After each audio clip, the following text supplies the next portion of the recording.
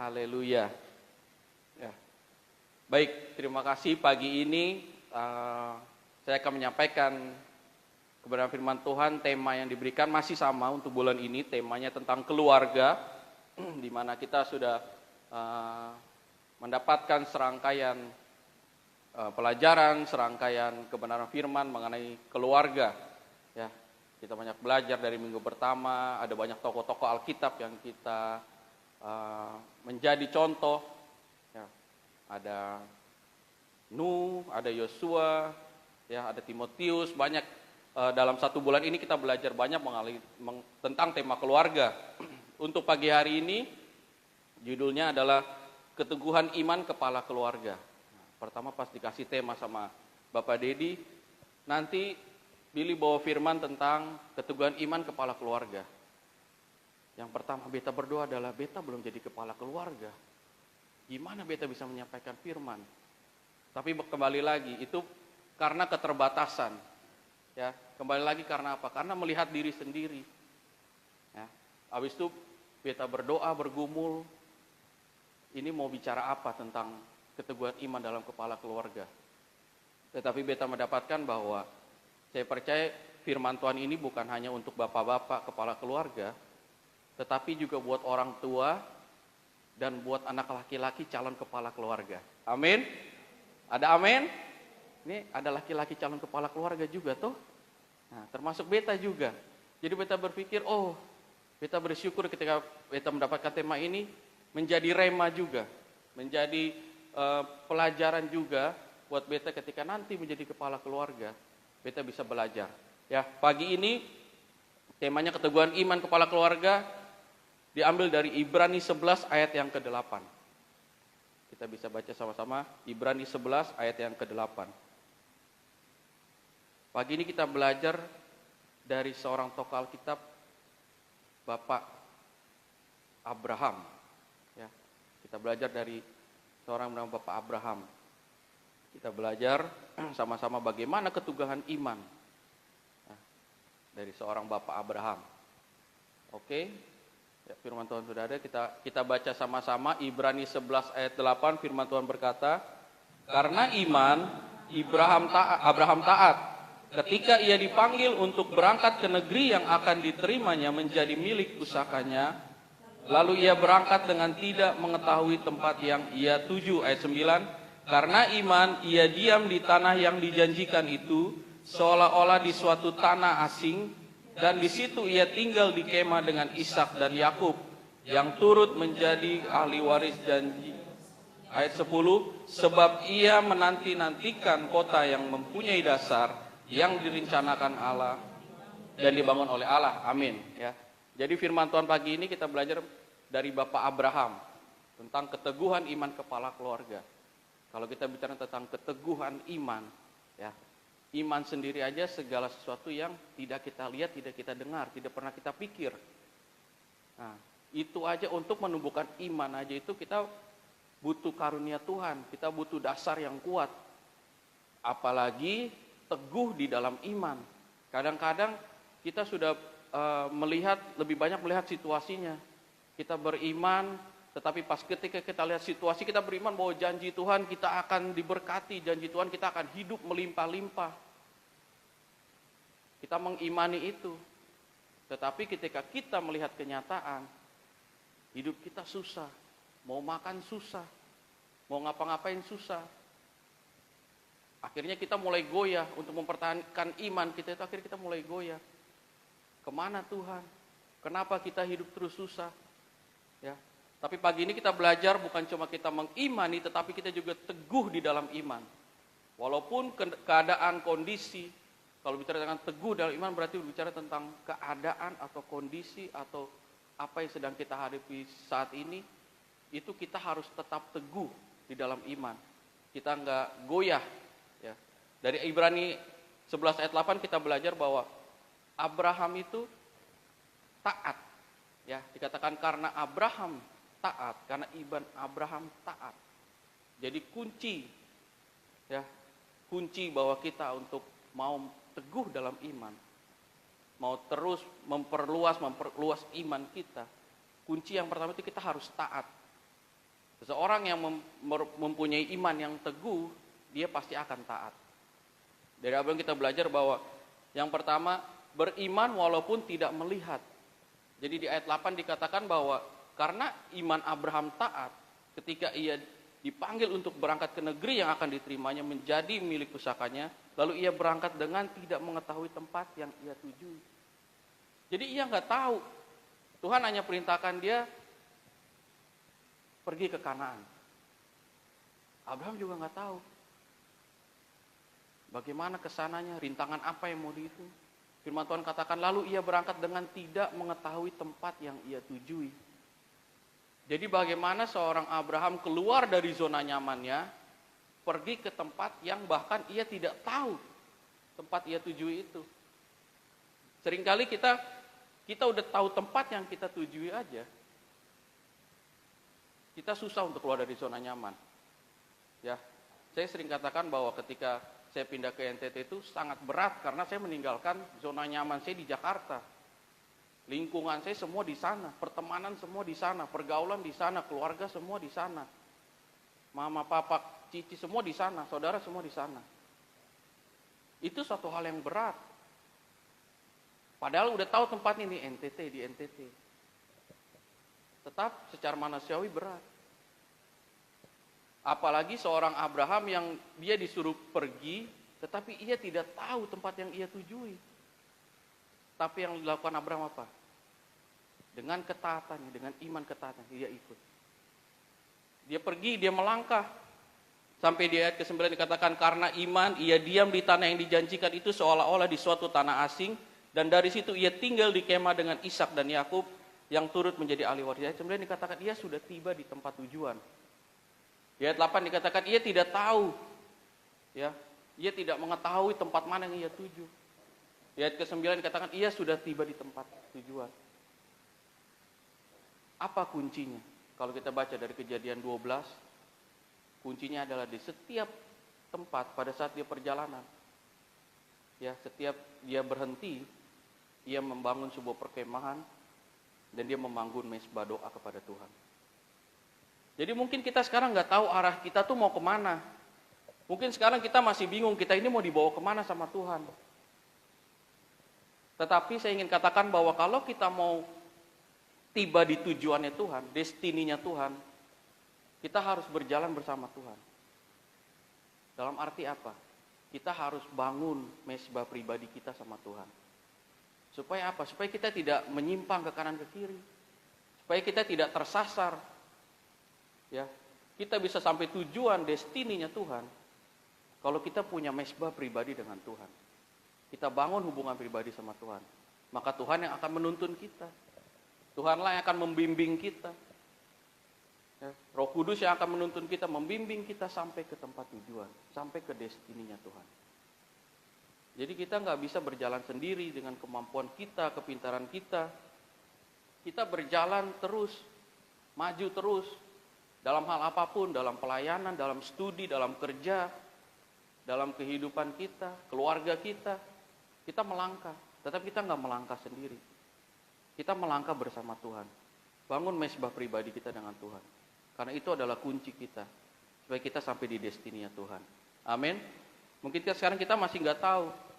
Tetapi nanti Tuhan yang akan menuntun kita untuk sampai pada destininya. Ya. Jadi beriman sama kita belajar dari Abraham itu bahwa menjadi seorang bapak beriman itu nggak mudah. Ya. Ada banyak tantangan. Ada banyak cobaan. Ketika dia di umur yang sudah tua, Tuhan bilang anak cucunya akan mengisi penuhi bumi. Sementara dia udah tua, istrinya Sarah udah menopause. Bagaimana caranya dia bisa punya anak? Bahkan ketika dia bilang begitu kepada Sarah, ya, firman Tuhan katakan apa? Sarah tertawa. Kenapa? Karena nggak mungkin, impossible. Tetapi karena keteguhan iman seorang bapak, keteguhan iman seorang kepala keluarga, ya, ia dikaruniai anak dan anak cucunya memenuhi bumi. Jadi kita sebagai kepala keluarga kita harus menumbuhkan iman kepada anak-anak kita. Kepala keluarga tidak hanya bicara tentang orang tua, bapak, bisa juga bicara tentang mama. Ya, karena dalam satu situasi ada seorang mama yang menjadi seorang papa juga dalam keluarga. Jadi kita harus memiliki iman untuk mengajarkan anak-anak juga. Ya, di sini katakan iman seorang bapak keluarga. Berarti seorang bapak yang harusnya lebih memiliki iman dibanding seorang mama. Tetapi kenyataannya di beberapa tempat yang bawa anak-anak ke gereja biasanya siapa? Bapak apa mama? Yang bawa anak-anak ke sekolah minggu, bapak atau mama? Ketika di rumah berdoa, bapak mari kita berdoa. Ya, bapak bilang apa? Mama dulu saya dengan anak-anak. Padahal bapak ini adalah seorang imam. Ya, kepala keluarga. Bapak yang harus mengayomi istri dan anak-anak. Jadi seorang bapak itu betul-betul harus memiliki kasih kepada anak-anak, mencerminkan seorang bapak surgawi adalah ada dalam diri kita, bapak di dunia.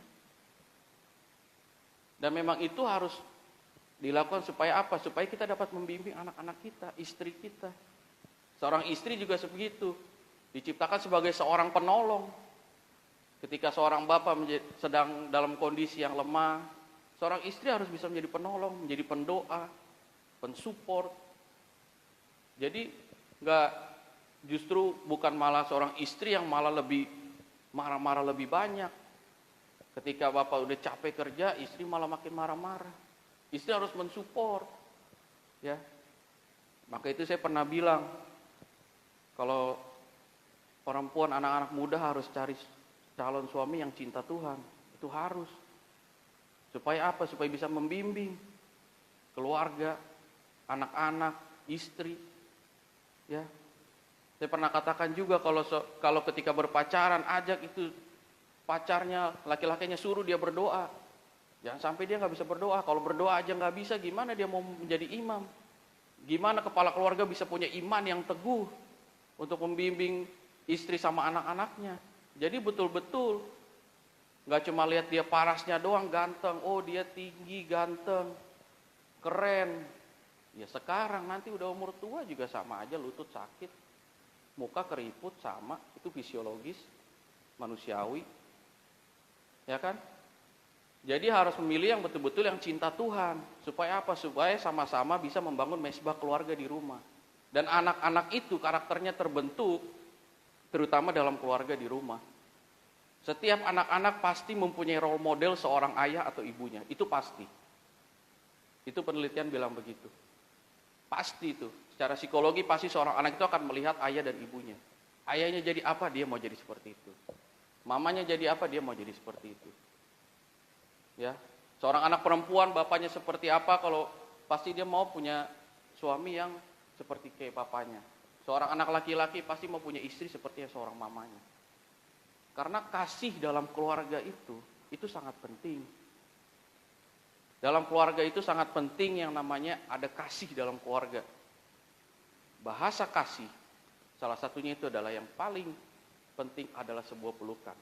Itu paling penting. Itu bahasa kasih dalam keluarga. Ada penelitiannya, secara psikologis, seorang anak kalau dipeluk 2 kali dalam 1 hari sama ayahnya atau ibunya, ia akan memiliki mental dan ia akan lebih tumbuh secara mandiri menghadapi lingkungan di luar. Itu ada penelitiannya secara psikologis. Terutama dari seorang ayah. Kenapa? Karena ayah ini paling cuek. Jangankan mau peluk, mau ajak ngobrol aja jarang-jarang. Ya, apalagi kalau kita udah besar. Dan puji Tuhan saya bersyukur saya tumbuh di keluarga yang memang bahasa kasihnya itu selalu ada.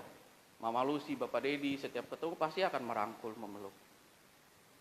Dan itu ternyata tanpa disadari ternyata itu membangun karakter kita, mental kita sebagai seorang anak. Ya.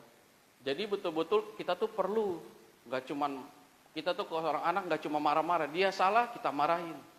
Tetapi kalau dia nggak salah ya kita peluk. Kalau kita marahin pun kita juga harus peluk setelah itu. Dan itu adalah bahasa kasih kita. Anak-anak juga nggak jadi mencari Jati dirinya di luar sana. Kenapa? Karena jati dirinya ada dalam rumah. Dia lihat papanya, dia lihat mamanya, itu jati diri dia. Enggak dia lihat orang lain. Oh, orang lain di luar sana, anak laki-laki, orang lain di luar sana merokok keren. Bawa-bawa motor gas-gas yang sampai itu kuping bisa sakit dengarnya, itu keren. Enggak. Tetapi dia bisa lihat papanya di rumah, mamanya di rumah. Oh, ini yang sosok yang keren. Punya waktu berdoa, punya waktu sama-sama berkumpul, bercerita. Enggak cuma marah-marah doang ke anak-anak, tetapi anak-anak juga bisa merasakan kasih. Bukan berarti nggak boleh marah kepada anak-anak. Ya, anak-anak itu perlu diajar, bukan dihajar.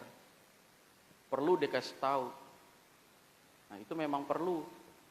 Supaya apa? Karena mereka juga mereka belajar dari luar, apalagi dengan teknologi sekarang, dengan teknologi gadget dan teknologi internet, media yang semuanya bisa dicari di sana. Kalau dalam rumah tidak mengajarkan hal yang positif, kalau dalam rumah tidak kuat mengajarkannya, anak-anak akan cenderung untuk terbawa sama tren, terbawa sama zaman, ngikutin media sosial, ya, ngikutin pergaulan anak-anak muda. Nah, itu yang harus dirangkul oleh orang tua, ayah dan ibu, papa dan mama. Harus sama-sama bergandengan tangan. Kalau papa dan mama aja nggak bergandengan tangan, anak mau gandeng siapa? Papa di rumah aja terus berkelahi dalam arti berardu argumen, itu yang anak lihat gambarannya. Akhirnya anak lihat, udahlah, nanti kalau menikah juga sama aja, nanti akan ribut-ribut juga sama suami atau sama istri. Nah, gambaran itu yang harus dirubah dalam rumah, dalam keluarga, bentuk dalam keluarga. Seorang ayah harus bisa merangkul. Ya, saya punya kesaksian ketika sekitar 4 tahun lalu atau 5 tahun lalu itu, suatu hari ketika dalam perjalanan beta di mobil sama papa sama mama, beta berdebat dengan Bapak Dedi. Berdebat yang berdebat hebat sampai beta merasa ada kata-kata yang harusnya ini tidak dikeluarkan. Jadi kita berdebat itu sepanjang jalan. Sampai Mama Lucy juga membela beta karena memang kita udah sama-sama tersulut emosi lah, berdebat akhirnya dalam mobil. Sampai pulang di rumah, udah pulang langsung masuk ke rumah kayak biasa. Beta kalau udah begitu beta malas nanggapin. Maksudnya kayak ya namanya anak-anak kayak ngambek lah. Karena beta juga nggak ngerasa salah. Jadi pas pulang beta langsung masuk kamar, tidur. Itu pagi-pagi. Siang pulang Bapak Dedi juga langsung masuk, beta udah nggak lihat lagi dia kemana, beta nggak tahu. Terus pas udah beta tidur, namanya seorang anak pasti kalau namanya berdebat dengan orang tua pasti biar gimana pun pasti ada rasa. Walaupun orang tua misalnya kita merasa orang tua yang salah, tapi tetap ada rasa, pasti rasa sedih ya, karena kita seperti ya betul-betul ada perasaan itu pasti. Jadi singkat cerita, waktu pas siang bangun beta lapar, keluar makan. Pas keluar makan, tiba-tiba Bapak Dedi keluar dari kamar. Terus yang Bapak Dedi lakuin apa? Dia peluk beta dari belakang sambil minta maaf. Di situ beta merasa, wah, ini seorang bapak menurunkan egonya. Dia orang tua, dia merangkul dan minta maaf. Itu nggak gampang, saudara. Kita anak muda aja kalau kita merasa sama orang sekitar kita, kalau kita salah aja kita pasti tetap punya ego, kita nggak mau minta maaf. Tapi ini seorang bapak, seorang orang tua. Dan habis itu kita masuk ke kamar sama Mama Lucy bertiga. Akhirnya kita berdoa, muji Tuhan. Akhirnya minta maaf, ada pemulihan. Mungkin kalau waktu itu Bapak Dedi nggak samperin beta, nggak minta maaf, mungkin beta nggak ada di atas mimbar ini. Kenapa? Pasti hidupnya penuh kepahitan, sakit hati. Nah, itu yang sering terjadi sama anak-anak sekarang. Jadi orang tua harus bisa memeluk anaknya. Seorang anak juga begitu, harus bisa meluk orang tuanya. Jangan merasa, oh kita udah besar, malu untuk meluk orang tua. Enggak. Kita punya kita harus menurunkan ego kita seperti itu. Harus bisa memeluk orang tua kita. Ya. Ada apa, sampai orang tua peluk, minta maaf. Kalau ada salah apa, minta maaf, peluk. Kalau makin buang muka saudara, itu keadaan rumah pasti akan semakin kacau. Akan semakin berat. Tetapi berdoa sama Tuhan. Minta tuntunan Roh Kudus. Minta pemulihan dalam keluarga. Rangkul orang tua, rangkul anak-anak. Pasti keluarga itu akan dipulihkan. Amin. Pasti keluarga itu akan dipulihkan. Karena kalau keluarga sudah dipulihkan, pasti akan ada hal besar yang Tuhan siapin. Gak mungkin enggak. Buat keluarga kita, anak-anak kita pasti disiapin masa depan yang gilang gemilang. Orang tua kita pasti akan menikmati masa tuanya. Ya, kalau orang tua kita, bayangkan orang tua kita menikmati masa tuanya dengan penuh kepahitan. Anak muda bertumbuh dengan penuh sakit hati. Mau jadi apa masa depannya? Anak muda yang tumbuh dengan sakit hati itu ketika dia ke suatu wilayah, ke suatu komunitas, dia akan lebih sering cenderung untuk berpikiran hal yang negatif. Pasti ada di antara kita yang punya pergaulan, kita melihat kawan-kawan kita, kok kenapa ya? Kalau kita diskusi sama dia, kok kenapa ya? Dia selalu memberikan hal-hal yang negatif yang keluar dari mulutnya. Kenapa setiap perkataan dia maknanya selalu makna yang negatif? Pasti ada. Coba dekatin, rangkul, tanya kenapa. Pasti di dalam rumah itu pasti ada sesuatu yang membuat dia sakit hati, kepahitan. Akhirnya dampaknya adalah menjadi dampak negatif di luar. Karena itu penting ya, menjadi iman, mempunyai keteguhan iman dalam keluarga. Penting seorang bapak itu harus memiliki kasih di dalam keluarga. Mama, orang tua penting memiliki kasih. Supaya dapat apa? Dapat merangkul anak-anaknya, dapat merangkul keluarganya. Ya.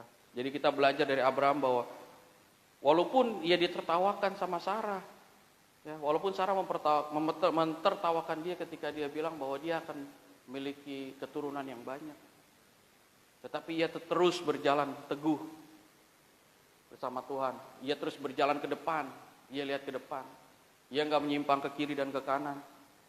Ya, fokus dia tetap tertuju sama Tuhan. Sampai apa? Ia menikmati, ya, sampai ia sampai di destininya Tuhan. Ia tiba di tanah Kanaan, tanah yang subur, kaya dengan berlimpah dengan hasil susu dan madu, dan juga ia juga memiliki keturunan yang banyak, memenuhi bumi. Kita belajar pagi ini menjadi seorang imam, ya, belajar memiliki iman yang teguh, seperti seorang bapak Abraham. Gak cuma seorang suami, ya, mama juga merangkul anak-anaknya. Seorang anak itu lebih cenderung dekat sama mamanya. Kenapa? Karena mama lebih bawel, bapak lebih cuek. Tetapi biasa kalau anak perempuan dekatnya sama papanya, ya, karena merasa, kembali lagi, karena sama mama bawel. Jadi mama bawel itu bisa buat jadi dekat sama anak, bisa anak juga malah jadi pilih yang lain. Jadi seorang dalam rumah, berarti saya belajar bahwa memang seorang mama itu secara manusiawi, perempuan itu butuh 20.000 kata per hari. Jadi kalau dia bawel, wajar. Jangan malah barah balik ke mamanya. Seorang laki-laki mungkin perbuatan katanya lebih kecil, nggak sampai seorang ibu. Tetapi seorang ayah harus bisa berkomunikasi dengan anaknya. Komunikasi itu nggak cuma dibangun sama mamanya aja. Seorang ayah juga harus bisa berkomunikasi sama anaknya. Karena biar bagaimanapun seorang anak itu akan melihat ayah dan ibunya, nggak cuma melihat satu, pasti akan lihat dua-duanya. Jadi pagi ini kita belajar bahwa memiliki iman yang teguh sebagai kepala keluarga itu penting bagi setiap seorang ayah ataupun calon seorang ayah. Itu penting menjadi bekal kita supaya kita dapat menuntun keluarga kita dapat mengayomi keluarga kita. Ya, bahasa kasih itu penting dalam keluarga kita. Kita harus terus mengaplikasikan itu. Kita harus terus memiliki itu dalam rumah. Ya. Saya katakan bahwa hanya sebuah pelukan aja itu bisa merubah keadaan secara psikologis mental. Karena itu penting bagi kita punya bahasa kasih di dalam keluarga. Kasih suami kepada istri, istri kepada suami, suami istri kepada anak-anak, anak-anak kepada orang tua. Itu penting. Dan kita belajar bahwa pagi ini keteladanan iman dari seorang bapak Abraham. Dia tetap teguh dalam imannya. Kemanapun ia melangkah, ia nggak tahu tujuannya. Tetapi karena tuntunan Tuhan, ia dapat sampai pada destininya Tuhan. Bangun mesbah pribadi dengan Tuhan. Jangan pernah andalkan diri sendiri. Karena diri kita terbatas. Dalam membimbing istri, seorang bapak minta tuntunan Tuhan. Seorang istri dalam menjadi penolong bagi seorang bapak minta tuntunan Tuhan. Pasang suami istri untuk membimbing anak-anaknya minta tuntunan Tuhan. Saya percaya kalau setiap keluarga kita ya memiliki dasar iman yang kuat di dalam Tuhan, saya yakin keluarga kita pasti akan diberkati. Keluarga kita pasti akan menjadi berkat bagi banyak orang. Keluarga kita pasti akan mengalami pemulihan. Dan keluarga kita pasti akan melihat hal yang besar yang gak pernah kita pikirin sebelumnya, yang gak pernah kita lihat, yang gak pernah kita dengar. Tetapi itu yang Tuhan siapkan untuk kita. Amin.